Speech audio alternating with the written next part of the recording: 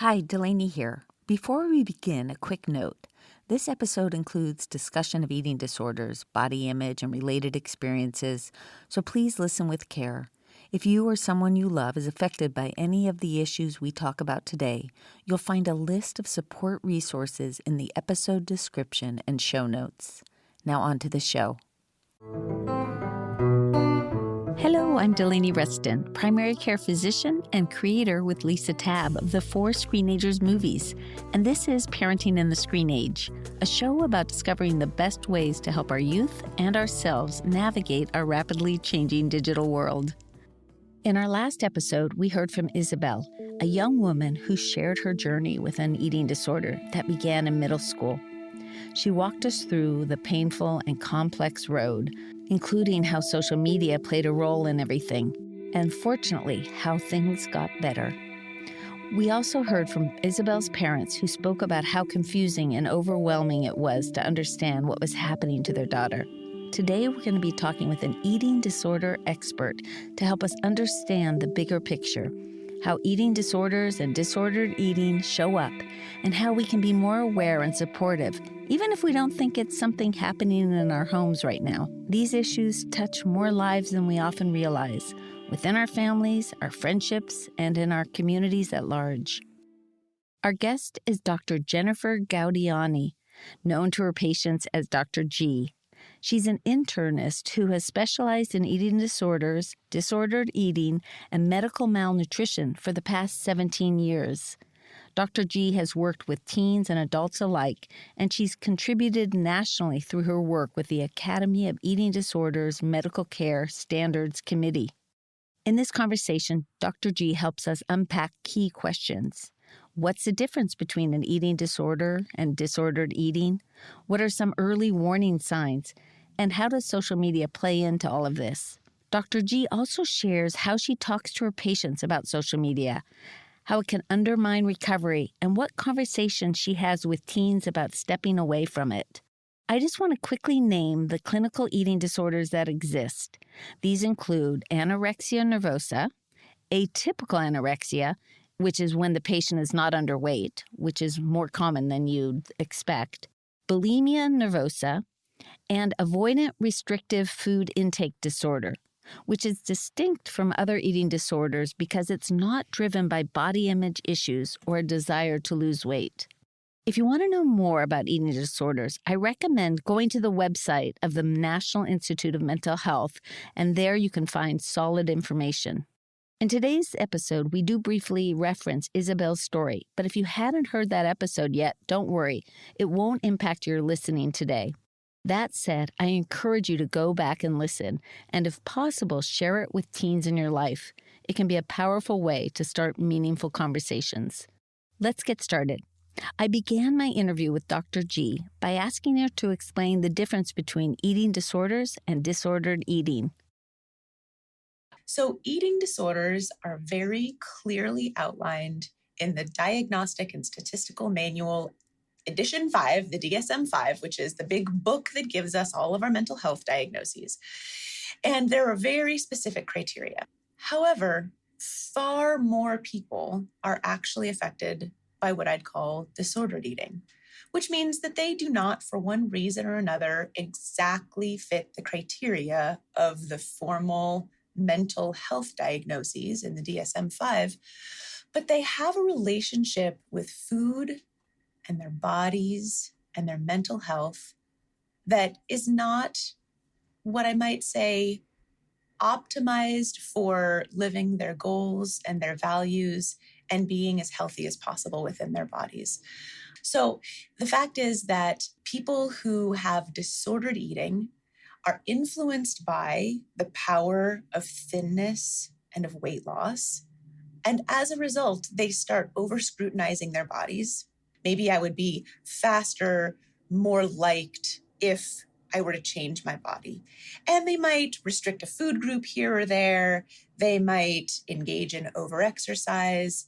So let's say in terms of disordered eating, you have a child, a teenager who says, I'm going to stop eating a certain type of food. What's a common one you see? It's very common for boys and girls and every point in between to get a message from their sports coach that, hey, this team eats healthy, so I want all of you to watch your sugar intake because on this team we eat healthy and we want to watch our bodies and be healthy.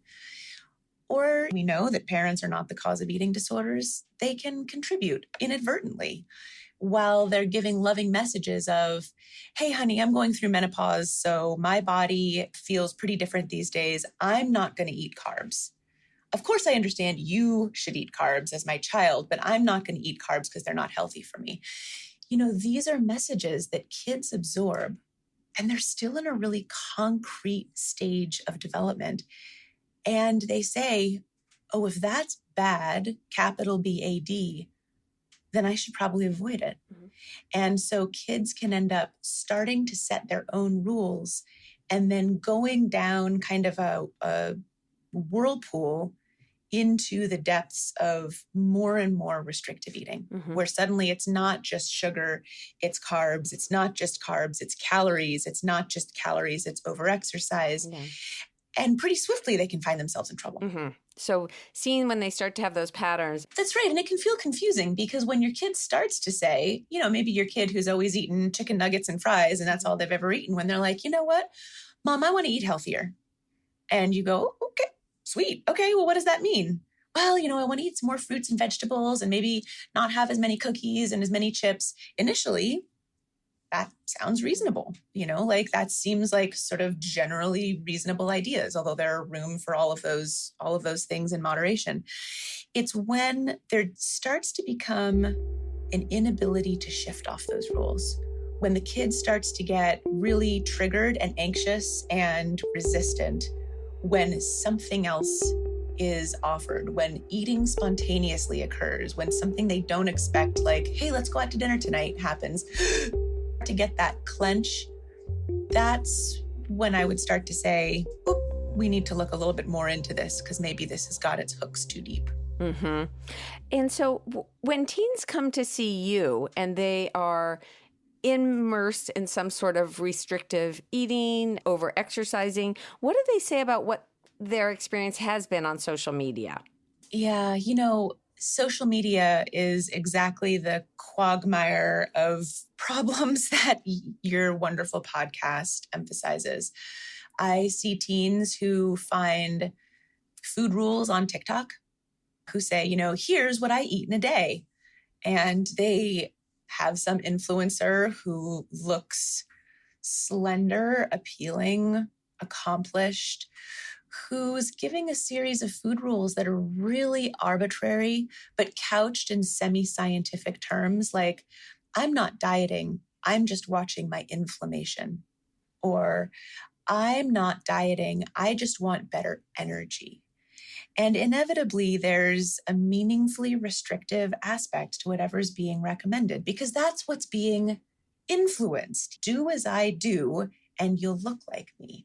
Or you'll have the power that I have. And the truth is that historically, so many so-called food and body influencers fall out of the public eye, and a number of them come back later and they say, I'm really sorry. I was peddling something that made me so sick in my vegan recommendations, in my intensive vegetarian recommendations, that I actually had to stop working and tend to my health. So I'm so sorry I was telling other people to do that. But they just keep cropping up because likes are dollars. And so, whether it's Insta or whether it's TikTok, there's just this slew that can influence a kid to say, oh, this must be the right thing to do. What is the data actually showing who's having eating disorders? Historically, there's a stereotype about who gets an eating disorder. Mm-hmm. And there are definitely roots of truth in the stereotype about who is at risk. So the stereotype would be a younger, white, able-bodied, thin girl who is anxious, overachieving, perfectionistic, and hard on herself. To be clear, there are a lot of people with eating disorders who meet exactly those descriptions. It is also the case that people of every age every body size, every skin color, every background, every level of ability, and with different temperamental types can also get eating disorders. When you're treating girls and boys who are in this way and they're on social media, what are some ways you help them to moderate it? Do they stop? What ideas do you come up with them? Whenever possible, when I'm taking care of teenagers, I like to start from what I think of as an autonomy forward perspective. And that means I want to keep the teenager in charge, keep whatever patient of any age in charge of as much in the recovery process as possible, because it is terrifying to acknowledge that you have a problem and to start working towards a solution. Why is it terrifying? For so many reasons, not the least of which the eating disorder really can cling tightly and say, hey, it's you and me, kid. The world is against us. I'm your savior. I'm the only thing that's going to keep the chaos of the world away from you. And I'm it. And everybody else is going to try to get in our way and ruin your life. So when I show up on the scene saying, hey, I'm an eating disorder doctor, already it's like, uh-oh, you're here to take away from me the thing that made me safe. So many people's eating disorders, it's important to say, start by offering them safety from something. If we only cast the eating disorder in the role of the villain, we do the patient a disservice, because initially the eating disorder is there to say, I'm going to keep you safe. So when I show up and we start talking, if we can start by asking, what are your goals and values? And most teenagers have a really good sense, actually, for what their goals and values are. If we can start there, then I say, my goal is to use my medical knowledge and my knowledge of eating disorders to help you get what you want in life. This is going to be hard. It's going to be uncomfortable. It's not going to be linear, but I am going to be a huge advocate for you. And where I can, I'm going to remind you that the eating disorder behaviors that seem safe are actually keeping you away from what you actually want most in life. And that includes social media. I would rather start by saying, in your wisest of minds, what do you think would be best for you right now with social media at this stage in your recovery? And they might say, Dr. G, I should have full access to it. It's my life. It's where my communities are. It's where I feel connected. I feel so lonely in the real world. I suspect part of you knows that it's actually pretty triggering and it's pretty dark. If they're like staunchly pro social media, I might say, my experience is that taking a vacation from social media altogether would be a really good idea. I know that's the opposite of what you just told me, but I want you to at least think about, what would it be like if you took 2 weeks totally off and detoxed? And then we could talk about what resuming would look like. What are the greatest positives in your social media world? And what are some of the negatives that you know are likelier to keep you sick? And can we re-engage it in a different level? Before we dive back in, I wanted to let you know about our 4 Screenagers documentaries, which focus on helping kids and teens navigate the challenges of this digital age. We created these films to be screened in schools and at community events. Over 20,000 hosts have shown them thus far. Along with the movies, we provide discussion guides, promotional materials, and other tools so that you can easily organize a truly impactful event for your community. And if your school wants to use the movies in the classroom, we have options for that too, along with a full curriculum of lesson plans designed for various grade levels. To learn more about the movies or inquire about becoming a host, visit screenagersmovie.com. There's a link in the show notes. Now back to the show. I want to turn to Isabel, who I interviewed, who went through a significant eating disorder history. Yeah, what a wonderful young woman. I was so moved to hear her interview and her brilliant insight and self-awareness, her incredibly hard work, and the amount of suffering that she and her family went through. You know, Isabel's comment on the fact that she just got deeper and darker into the world of eating disorders as she entered through sort of TikTok influencers and soon was in like TikTok eating disorder land with the trigger warnings, etc. But by then she didn't care because she was like, these are my people. These are my mentors. I have to follow what they're talking about. And her food intake declined and her body really declined. And I was so touched to hear that after that period of detox or time off from social media, she felt really liberated from it. And then for having to start whole new accounts and to have them monitored and to change the algorithm, I think that is spot on. And where the teenager, again, can lead that herself, awesome. But if she is so masked by the demands of the eating disorder or just the demands of a starved brain, which does get, our thinking gets off just from having a starved brain, it gets messed up, then the parents have to step in and make the hard choice.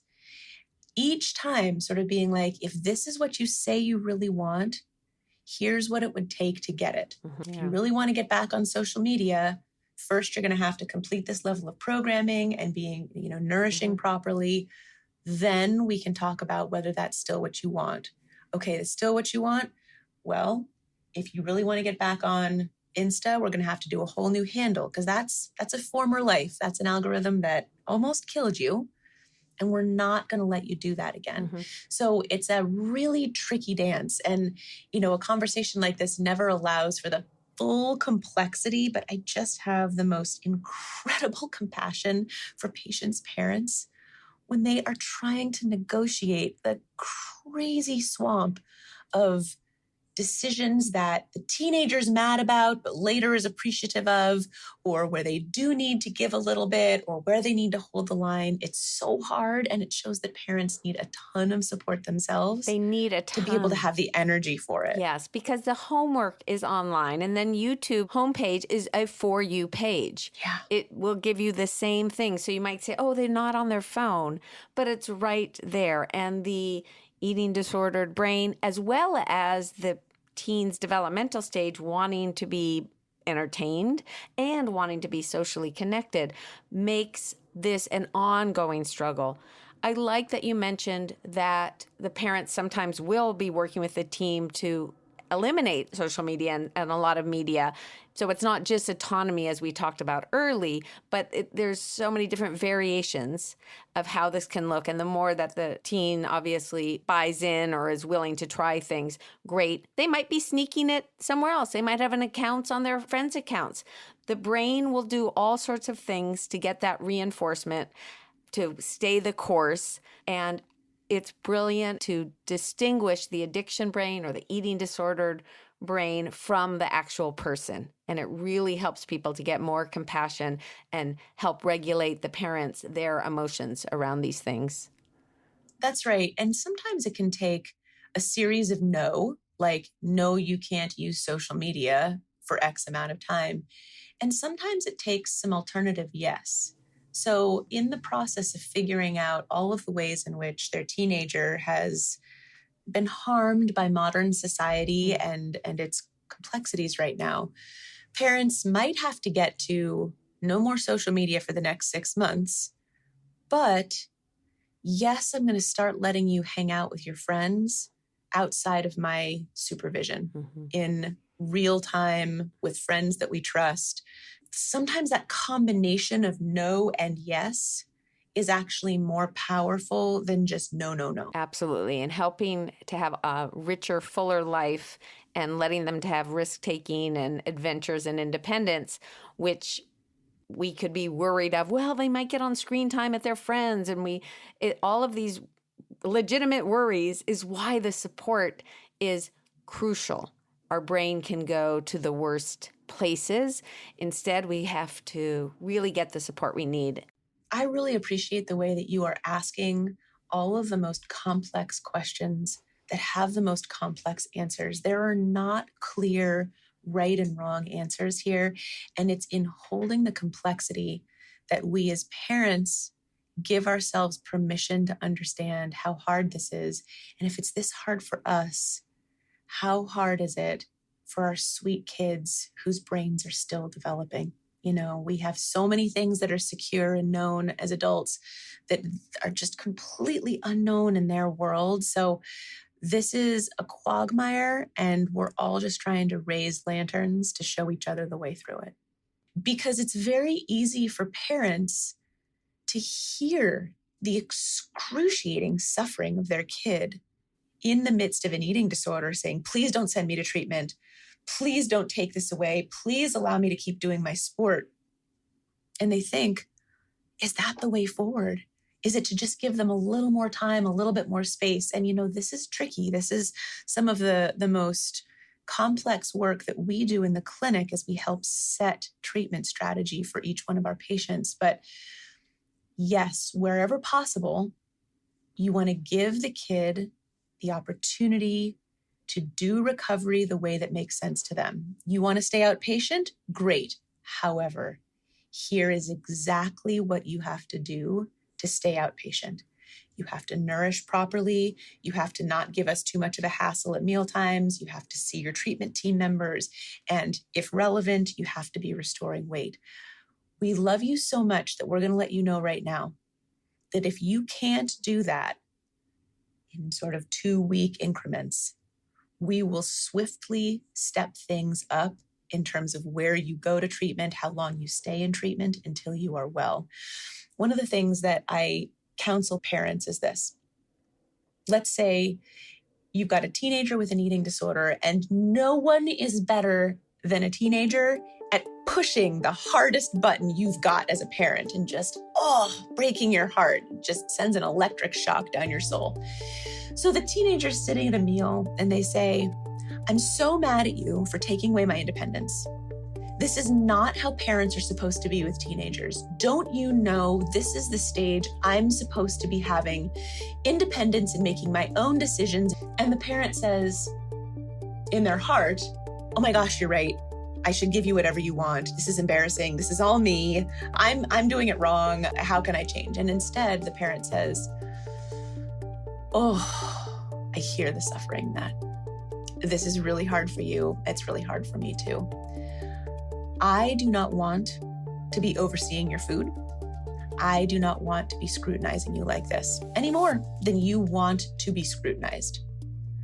So if you are solving for becoming more independent again with less input from me, there is a really clear pathway to that, and it's you consistently doing recovery behaviors. That's the pathway. If you're solving for that, thank goodness we both know exactly how you're going to get there. If, however, what you're really trying to do is wear me out so that I don't take beautiful care of you and insist on your getting well, honey, you got another thought coming, because I love you so much that I will put both of us through hell in order to make sure you get well from this. That is like a really powerful thing that parents can kind of take and come back with. Mm-hmm. Because a lot of the treatment is in the home setting. That's exactly right. Yeah, the parents actually have to be very much involved, and they should be in a support group, and the treatment team is working with them. But we want to catch these things early and get them to counseling. It's a really hard path for many families when it becomes an eating disorder. But the majority of young people do get better. Oh, yes. You can fully recover from an eating disorder. And when it comes to teenagers with eating disorders, the more swiftly we regulate proper nutrition and, where necessary, full weight restoration, the better. Yeah. And where possible, let's give them options. Okay, you say that the most important thing for you is staying on your soccer team and not having to leave the home. Okay, the team and I, as the parents together, are going to let you know what it takes for that. We're going to give you a very short leash because we see how impactful this eating disorder is on you. We see how powerful it is. So if you want to solve for those, if what you truly want is to finish this trimester of school and finish your soccer season. And not go inpatient. Here's what you need to do every day. Mm-hmm. I think the language and the perspective of how you talk with young people is something that, as parents, can help us to be thinking about this. Yeah, eating disorder rules. can feel so compelling, reasonable, necessary, and absolutely irrefutable that parents can feel a little bit like they're hitting a wall when they try to interfere with any of those rules. The common thing that parents ask is, where did my kid go? Who is this person that I'm talking to?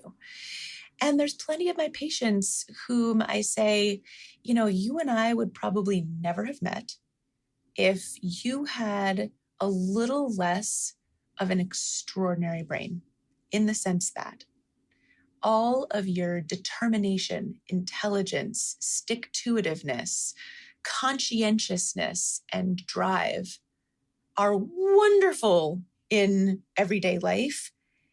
And also your eating disorder has access to all of those traits too.